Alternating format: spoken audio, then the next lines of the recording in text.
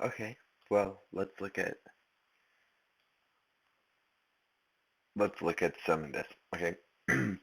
Now again, every time you do a Venn diagram, you start with the middle. Okay, so the very middle, the probability they both get in is 0.3. Okay, now Larry thinks he has a 0.5 probability or chance. Okay, so just make sure you label one of the circles each time or label all of them. If he has a 0.5 chance, 0.3 is in the middle, 0.2 is on the outside, because we know it all adds up to 50%. And for Deborah, she's actually slightly stronger candidate. So she has a total of 70%, so zero point 0.4 and 0.3. And then what's left over, this is 0.5 and 0.9, so 10% chance. Okay, that's nobody. Okay, so we have Deborah, Larry. Okay, so the probability they both get in.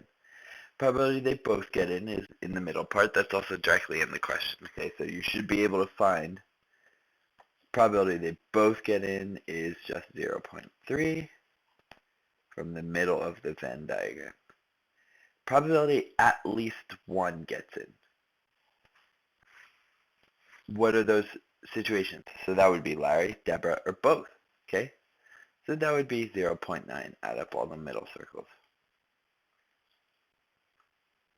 Next, Deborah gets in, but Larry has to go to UNC. Okay, so Larry does not, but Deborah does.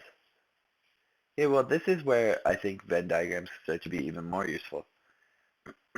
Deborah getting in is this whole blue circle over here.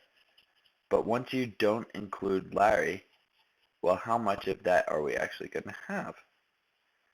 Okay, well, it's just this part that I highlighted in green.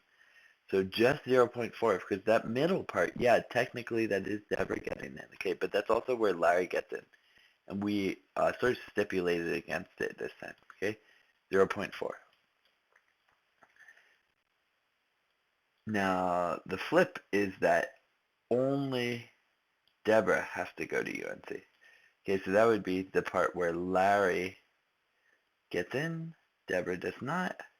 That's going to be the gray part of the circle, okay, sort of minus that middle blue part, okay, so that's just 0.2.